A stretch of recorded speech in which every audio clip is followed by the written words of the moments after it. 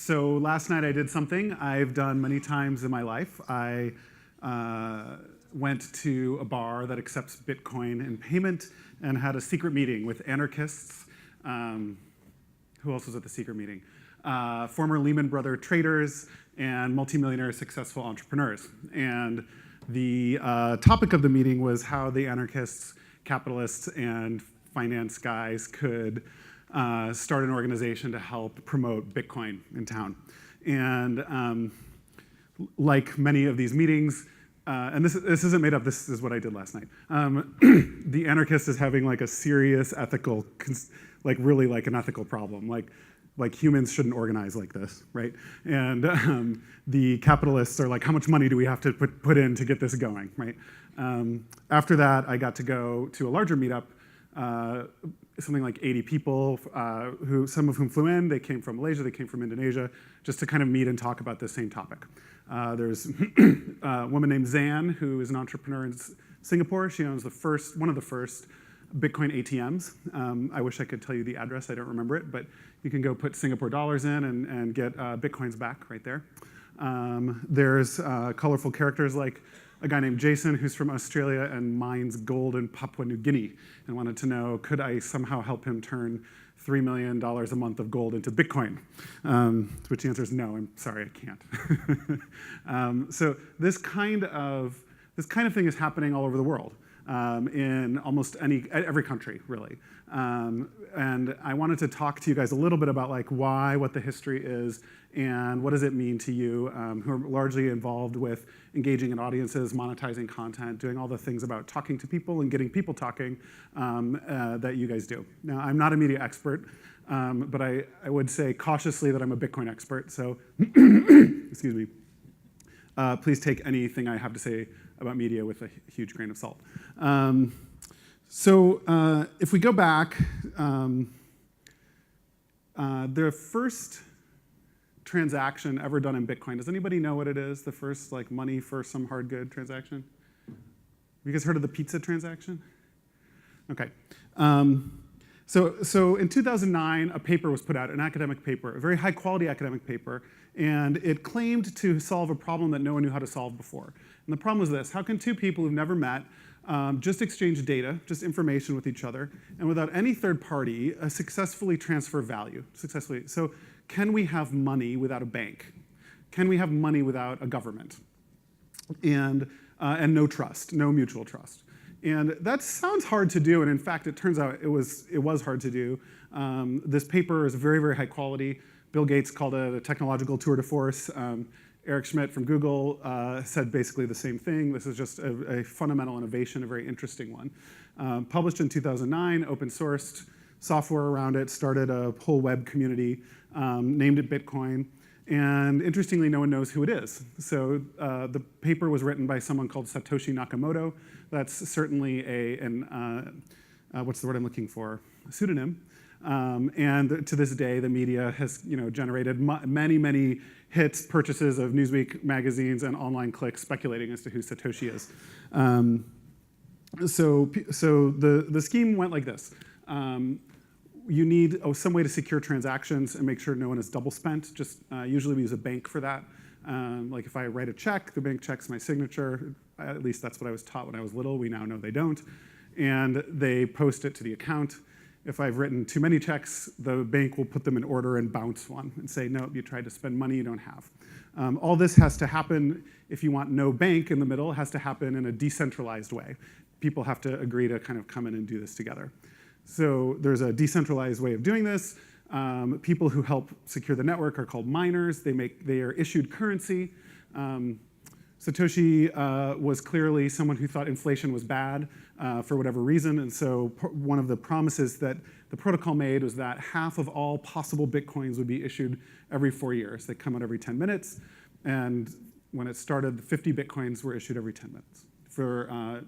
At the end of 2013, we went to 25 Bitcoins. No, 2012, excuse me. At the end of 2012, we went to 25 Bitcoins every 10 minutes, and then about 2016, it'll go to 12 and a half and so on. So if you're counting and are really good at math, and you happen to know that Bitcoin has 8 decimals, it can go down to 0.00001 Bitcoins. If you punch in your marketing calculators, you'll see the last Bitcoin will be issued in the year 2140, and after that there will be no more. I didn't do that math myself. I had someone do it for me.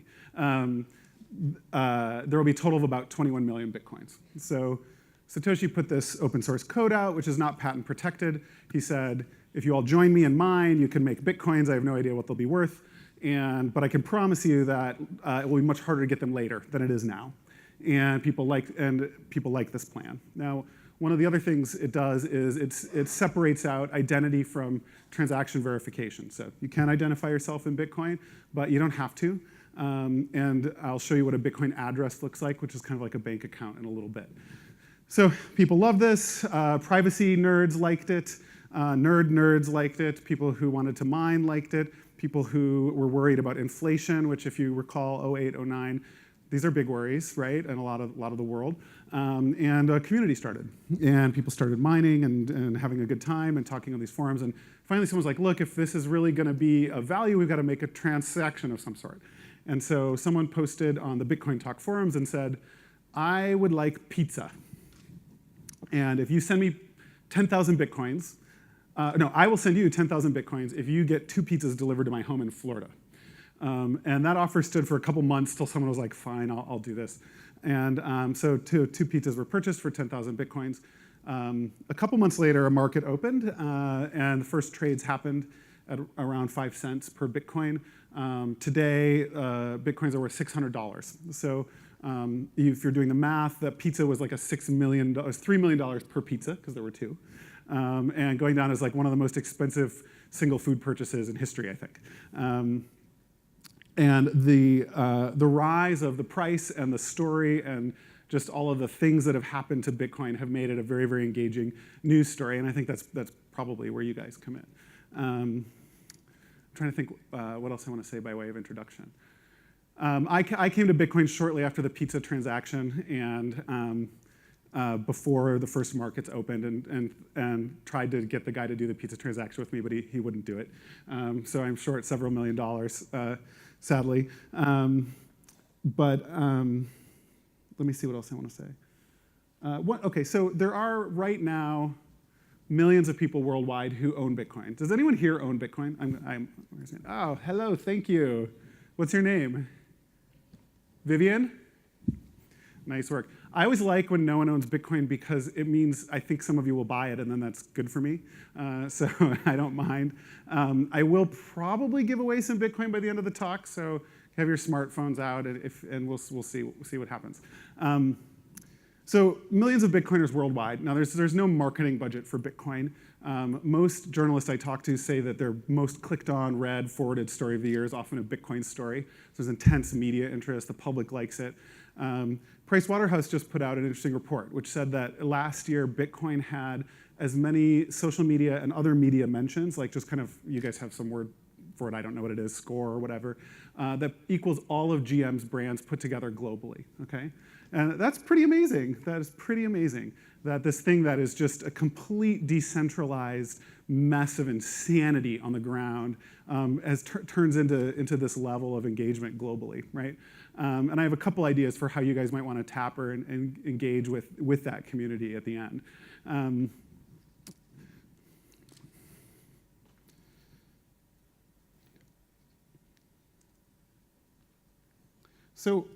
Actually, can you guys throw up that slide I got?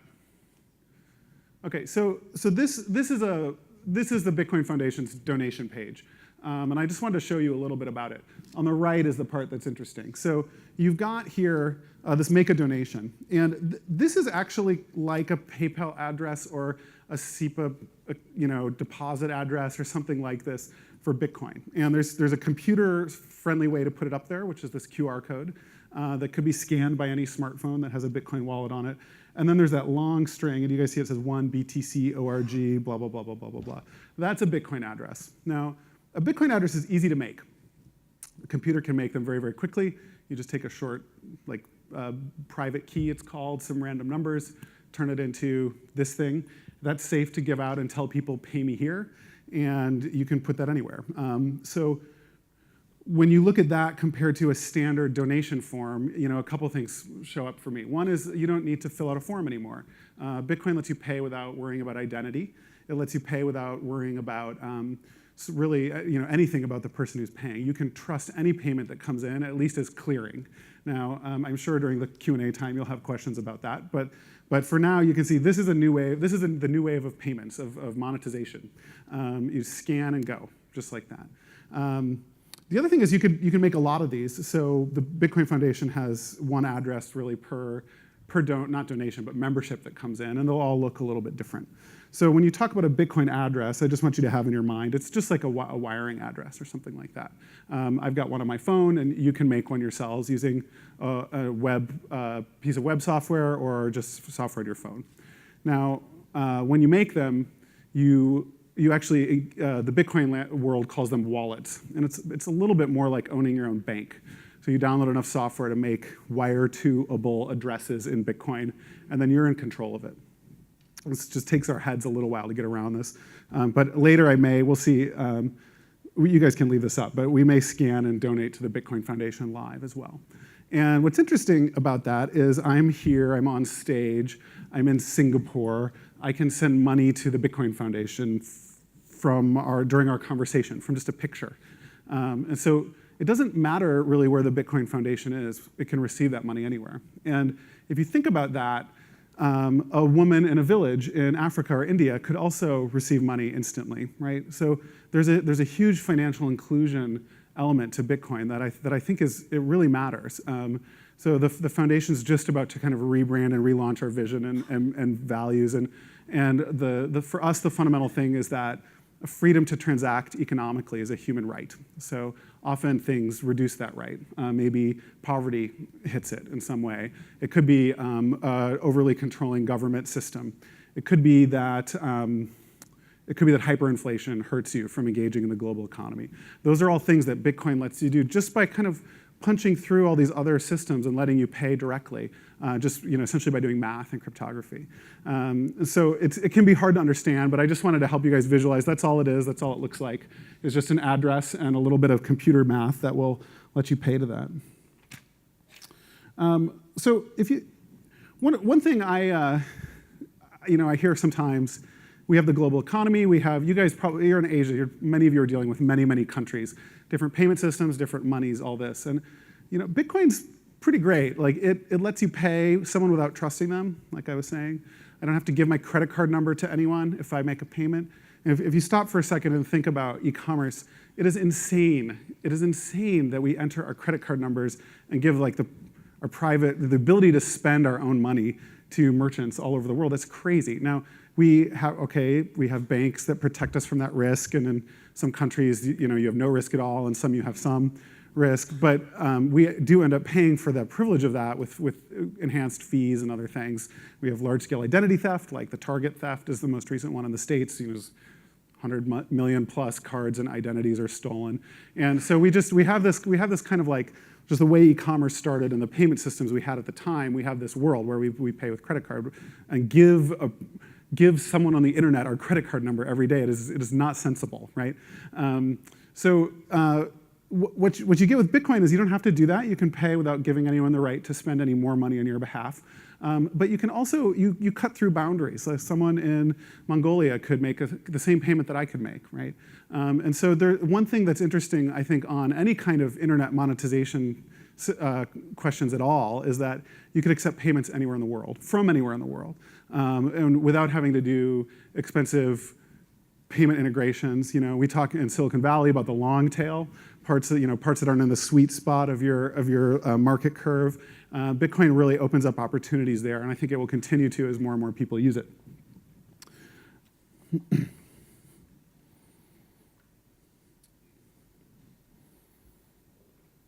What else do I want to say? I've got a good amount of time for questions, which I'm assuming you guys will have. Maybe I'll talk a little bit about regulatory and then a couple of my thoughts as to what you might do with this. And then should I give some Bitcoins away? Does anyone want that? No, come on. If you talk to investors, they're like, oh my God, get me to the front. I need $2 from you so bad. Okay, all right, we'll give some Bitcoins away. So let me talk about just like, for many Bitcoiners, Bitcoin is their religion. And I mean that quite seriously. So I will receive emails that are borderline illegal, threatening me based on policy statements I've made. People really, really care about this. And you guys are often in the position of making stories, selling stories, right? This is some of what you do, or using stories to get to an audience or to monetize an audience. To the extent that a global brand can engage with integrity with Bitcoin, you will tap an incredibly aggressive group of individuals. I mean, they will work very, very hard for you. And so, I was just kind of, this is where I'm not a marketer, but I was thinking, well, like even a global brand that matches charity donations to a Bitcoin charity. So it's like this QR code could go out on the web in an ad. It could go in a print magazine. It could go anywhere, and Bitcoiners could scan and pay immediately. You don't need a payment system set up to do it. It just goes out. So partnering up with charities where any Bitcoin donations that come in would be matched by one of your brands, I think would be a smart thing to do. It would be a fairly cheap campaign to run. You would see if Bitcoiners liked it or not. They donate a lot of money. Bitcoiners, many old-time ones have gotten quite wealthy, and they give away their money. They donate it, and they want to make big press pushes. So I think that's an area where, if you think there's some kind of way to put your brand together with that, I would recommend you think about it. You'll have a lot of fun on Twitter at the very least. One of my pet theories about paywalls is that it's not the money that's the problem. It's two things. One is you're getting charged every month, and who knows if you want to do that. And then the second is you have to give your identity. Now you guys like identities. You want to keep marketing to people, but I have I could pay. You could have a paywall system with Bitcoin where you pay it, and it disappears immediately and shows you the content, or maybe a browser extension just pays as you go per page. I think there's some very, very interesting, maybe midterm possibilities for how content is actually delivered and monetized. And on the one hand, that's nothing new. Proposals like Millicent in the 90s, it was going to be micropayments were going to change the internet and destroy advertising 20 years ago, and here we all are.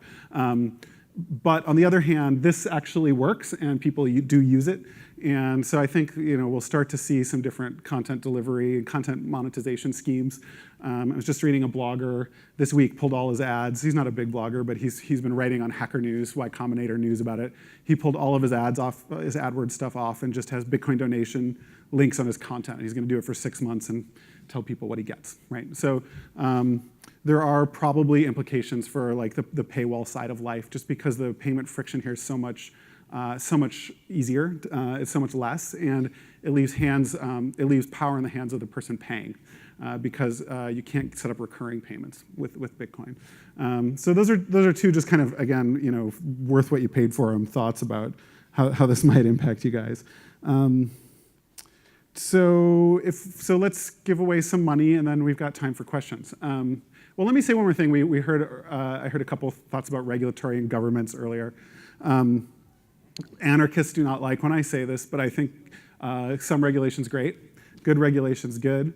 We have sort of a history in Bitcoin of all these different voices, and somewhat no government involvement at all.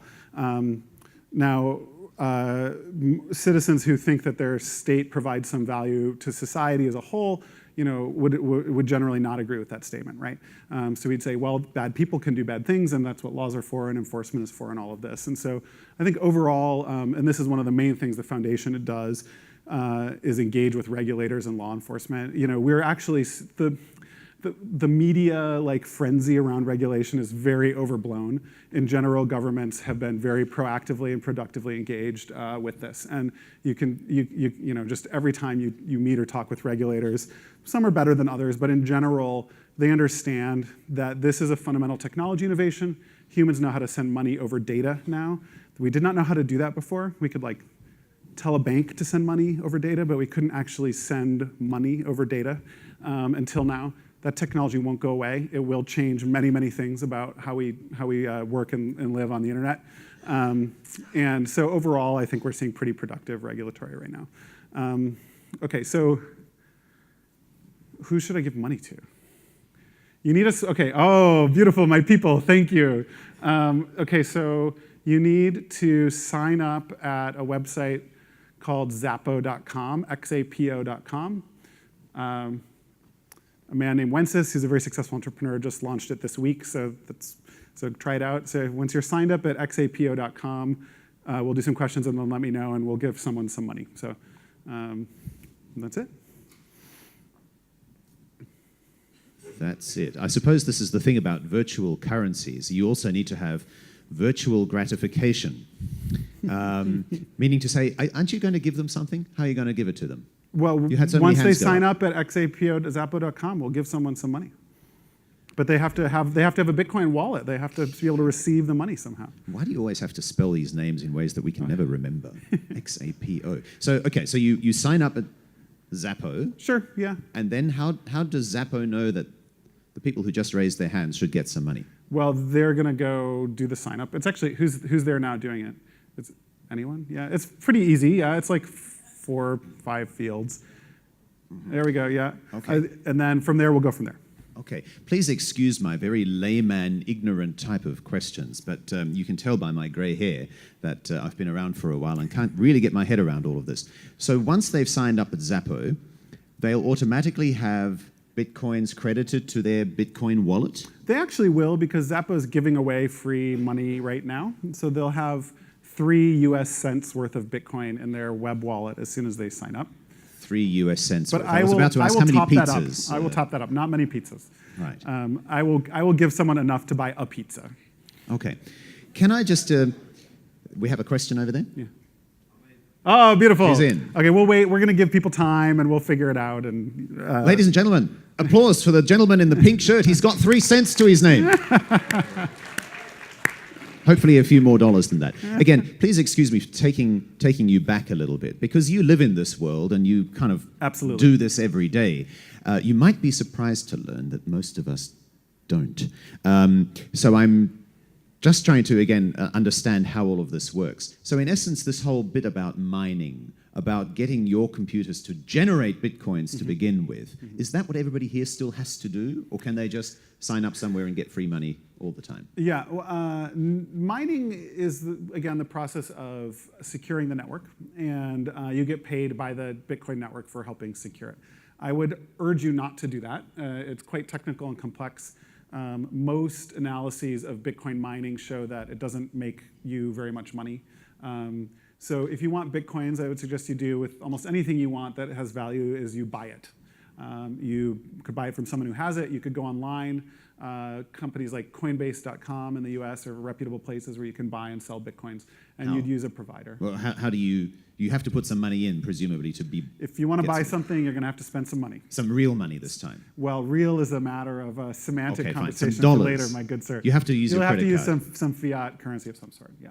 Some fiat currency. Government-issued currency. Government-issued, and they call that fiat currency. It is true, they do. Italian lira? I thought they went out a long time ago. That was also by fiat, but it's no longer around. All right, so you've got to spend money to get it, and then you can spend it. Sure. At the end of the process, though, you still need to, quote-unquote, withdraw that money back into a fiat Not necessarily. So large brands in the US let you spend Bitcoin directly. Overstock.com is kind of like a large discount retailer in the US. You can buy anything on their site with Bitcoin.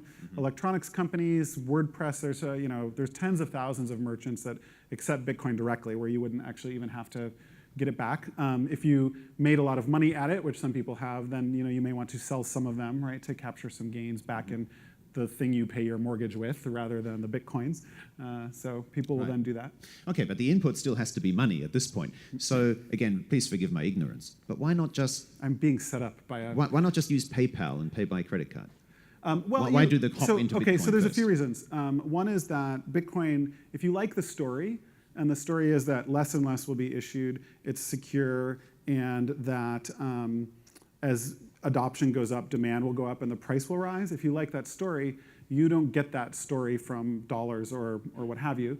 Another way to say that is, some people may want to make a bet and invest or bet on this, right? So that's one reason you might choose to hold it. The other reason is that PayPal can freeze your account. They can seize your funds. They're very, very hard to work with. If anyone here has had a small business dealing with PayPal, I would guess that you hate them. Is that true? Before you go on, you hate PayPal? Who here uses PayPal and doesn't hate them? So, but spending on PayPal is great. Spending on PayPal is great. As a merchant, accepting payments on PayPal is much harder. Yeah. Okay. Who here is a merchant, accepts payment on PayPal and hates them? Loves them? Just you. Sorry, Peter. Well, just wait till £1,000 worth of purchases are frozen because they thought that, they thought the customer's story about how they paid you and didn't get the thing is not your story. I mean, it's just like anything. You add another relationship into the middle of the transaction. Sometimes that's great. You want FDIC insurance or whatever the equivalent is in your country on your bank deposits. That makes you feel comfortable and that's helpful. Great. Sometimes that's not what you want. In Singapore, that's SDIC. So, okay, but at the end of the day, you still need to then translate the money back into hard currency. Only if you want dollars. But for example, you talked about the human right to financial inclusion, which has resonated with some of you on Twitter. But at the same time, that poor person in India or in Africa that you talked about, at the end of the day, they still have to put food in their mouths and that of their children. Are they really going to be able to use Bitcoin in the middle of a jungle to do that? It depends. There's a woman in Botswana right now who's working on doing just that, bringing Bitcoins in. And actually, like, moving paper money around rural, developing world areas is not very safe. I mean, it is not a good system or solution. You've got someone who moves across the country to do day labor, has to get cash back to their village. Like, this is not great. And that's why we have some of these centralized systems like M-Pesa in Kenya and other things that are so popular. This is another layer that would let anyone remit from anywhere in the world directly into that village. So it's going to vary as to how useful it is, and it will grow over time. But people are working on just exactly that, just doing those transactions. Okay, I'm not the only one asking questions today, ladies and gentlemen. Who has a question? Gentleman over there. Anybody else? We'll get the microphone to you in that corner over there. Hi there. Hello. Could you just stand up so we can see you? Hi. Good morning. Mark from the Wall Street Journal. You mentioned there about not giving the ability to collect data. From a publisher's perspective, that's going to be a big challenge, particularly for our marketers, because obviously that's our proposition. Yeah. Can you just talk through the experience you've got in the US? You're working with the Chicago right now, with the Sun, right, in the Chicago Times. Can you just talk through what the Bitball is, what's happening there and how it's working and what the proposition might be for publishers in collecting data and sharing? Yes, but I'd only be making things up because I don't know much about the Chicago Times. Can you pay their paywall with Bitcoin? Is that the... Okay, yeah, so it's happening already. I'm not really here to work out all your new business models that come from this disruptive technology, but I can't tell you a lot more about that. But I'm not surprised they're trying it. I would way rather spend a little bit with Bitcoin to get through a paywall than give my subscription information to a publisher. Now, you guys got to decide. You're the math geniuses. Is that a good or bad trade-off given all the things you lose because it's harder to market to me, right? I don't know whatever. There's large quantitative analysis groups that'll be figuring that out and tweaking it. So we should give some money away because they're saying please wrap up on my notes. That's all right. I'm in charge here. Oh, we have another. Sorry, guys. Don't cut me off, all right? Yes, we have a question over there, I think. Yes, sorry. I don't want to be in between giving free money away, but how has the Mt. Gox scandal and the malware issue of Bitcoin wallet theft affected Bitcoin? Yeah, so, and to give you guys a little bit of background, what was at one time the largest Bitcoin exchange where you bought and sold Bitcoins recently announced, the CEO recently announced that he'd lost 750,000 Bitcoins, maybe $500 million worth. Can't find them. And I have that problem all the time, actually. So where did that go? So, and joking aside, it's actually a huge impact, an emotional impact on people, consumers. Probably hundreds of thousands lost money. And in fact, there was a well-publicized suicide with this woman named Autumn in Singapore, which was super tragic, very shortly after this announcement. And we don't know how related they are, right? So, I would point to circumstances like that and say those are the reasons you'd want some regulatory oversight. There are good reasons to help police any new economy like this. I'm hopeful some of those coins will be recovered. We'll find out what the story is. That said, like Zappa, which I just sent you to, is insurance, I believe from Lloyd's. So you actually can have your deposits insured, and we'll have better and better operators this year that are working on the kinds of solutions that people need. Good question. Thank you. Any other questions? Question at the back. And while the microphone's coming to her, can I just ask in relation to the micropayments, because something that Peter has touched on is how hard it is to get people to pay, let's say, for an article. It seems ridiculous to charge them $2 and then they have to get out their credit card. Would you be willing to give people a taste, if you are in the content business, would you be willing to give people a taste for a couple of Bitcoins? Content taste. Nope, Peter, they're all after data. Yes, good morning. Hi, morning. I'm Vivian from CoinLab. So we know there are lists of other virtual currencies like Litecoins or like name coins. How do you see those virtual coins? Do you see them as a challenge, or yeah? What's your view on that? Okay, you guys are now in on like actual Bitcoin industry conversation. I love it, Vivian. It's open source, but just as a little more background, Bitcoin's open source. You can fork the code, make your own copy of it, and do whatever you want. There are now thousands of alternate tries and takes on Bitcoin. So Vivian, my answer is most of them I think are not actually worth that much. They're just copies, just to copy things. It's okay. There's some I think very innovative ones that I am looking out for myself. Like Ethereum is one that has a lot of like a very broad set of possibilities. I wouldn't. My personal belief is that it's so hard to get one of these right that Bitcoin's likely to be the most valuable going forward. But I think we'll see, and it's a free market at that level as well, a market of ideas. And so, I also love Dogecoin, which is the Reddit joke currency, represented by a Shiba Inu dog, and they do a lot of charity work, and they based it really high, so you can give away like 6 million Dogecoin for like $10 or something. So I love those guys. I think they're great, and we start to see this kind of art and other stuff happening in this space, which is a good sign, I think. More questions? Earlier on, when we were talking, you were saying that the problem that some of these other virtual currencies have had, such as cherry credits and various other forms of virtual currencies that preceded Bitcoin, that the reason they didn't fly is because they didn't really have, there wasn't a lot of buzz around them. There was no trading, for example. There was no possibility of speculating on them. Arguably, they were too stable.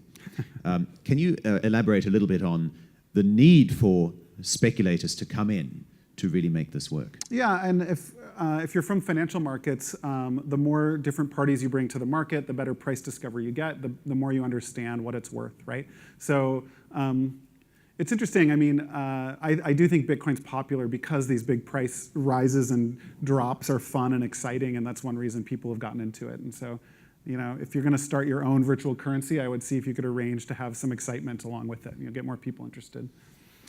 I also saw online that there is a company that's invested $10 million, that is fiats, I suppose, to build real money. To build a hedge fund, and you're also looking at developing a hedge fund. Does that signal that, again, there's possibly more money to be made from trading the currency as opposed to transacting and doing the boring commercial stuff with it? Yeah, maybe. I mean, right now, you have to ask yourself how much a total of whatever Bitcoin will end up doing, how much of it has it done already, right? And because of how the issuance works, if your answer to that is not much, it's still got a long way to go, then investment vehicles aimed at the underlying are probably pretty interesting right now, as opposed to businesses that want to tap the transaction volume. But these are all things that smart minds are working on, and lots of money is going into this year.